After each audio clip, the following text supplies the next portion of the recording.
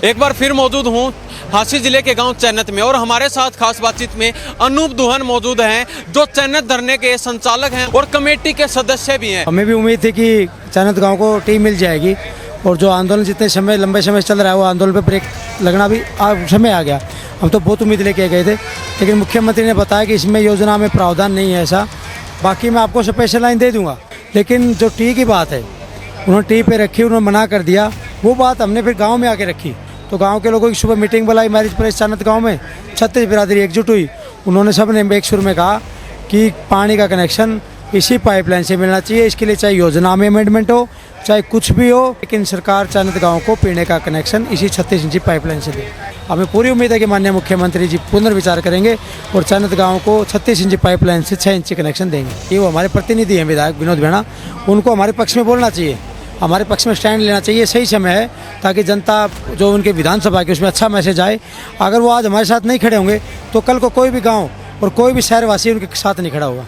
अगर आपको आगे की अगर राजनीति अगर अच्छे से करनी है और अगर आपको जनता जनार्दन के बीच में रहना है तो अपनी जिद्दी छोड़ के और गाँव के पक्ष में खड़े होकर इस योजना के अंदर अमेंडमेंट करवाने का काम करो। नमस्कार, स्वागत आपका हरियाणा न्यूज़ 24 पर। मैं हिमांशु लांबा मेरे सहयोगी विक्की मलिक के साथ एक बार फिर मौजूद हूँ हांसी जिले के गांव चैनत में और हमारे साथ खास बातचीत में अनूप दुहन मौजूद हैं जो चैनत धरने के संचालक हैं और यहाँ पर जो देखरेख की जाती है इनके द्वारा की जाती है और कमेटी के सदस्य भी हैं।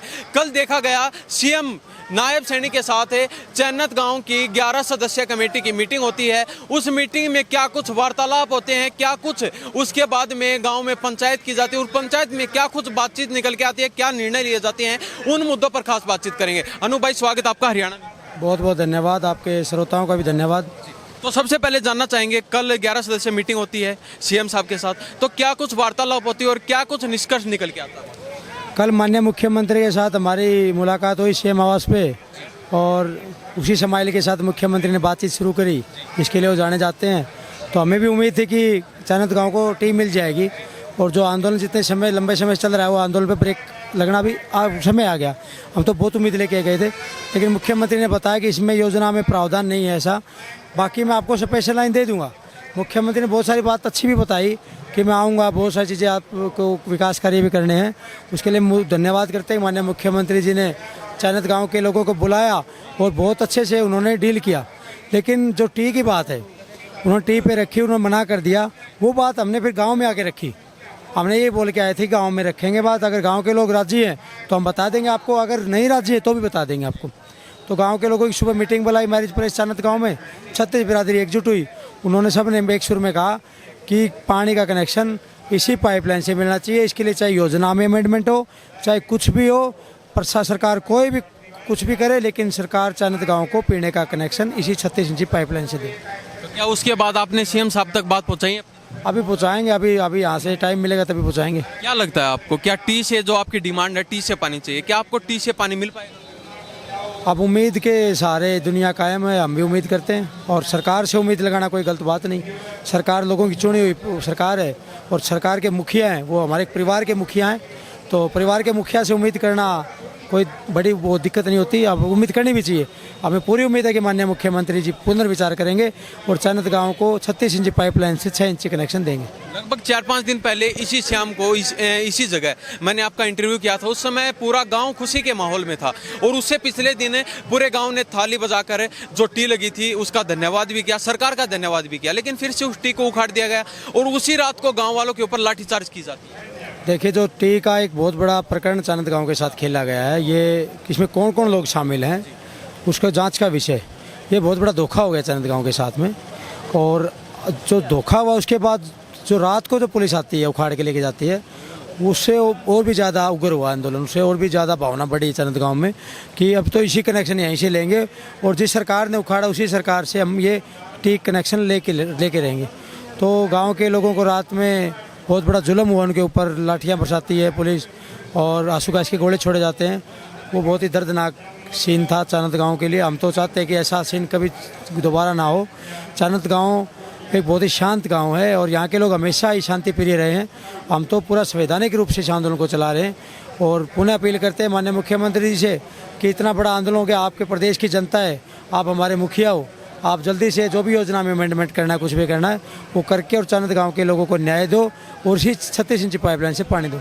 देखा जा रहा है लोगों में चर्चाएं चल रही हैं, लोग कह रहे हैं कि चैनत गांव ने और जो विधायक हैं विनोद ब्याणा, दोनों ने नाक का सवाल बना रखा है, यानी कि ईगो की बात अड़ रही है, उसी के चलते ये सारा प्रकरण चल रहा है।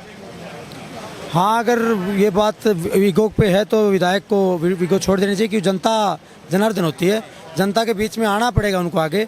अगर वो आज ईगो कर रहे हैं तो ये नुकसान होगा उनके आगे लिए, भविष्य के लिए। क्या कोई बीच का रास्ता नहीं निकल सकता, यानी कि विधायक साहब भी अपनी जगह सही रहे और चैनत गांव भी सही रहे? समाधान तो बातचीत से ही होगा और हम चाहते हैं कि जल्दी दोबारा मुख्यमंत्री हमें बुलाएं और 36 इंची पाइपलाइन से 6 इंची कनेक्शन दे दे और जो भी बाकी विकास काम गांव के होने हैं हम मुख्यमंत्री का स्वागत करेंगे। अगर 6 इंची जिस दिन मिल गया मुख्यमंत्री के पास, हम फिर बोलेंगे कि आप समय दो, बढ़िया तरीके से स्वागत करेगा पूरा गांव छत्तीस बिरादरी।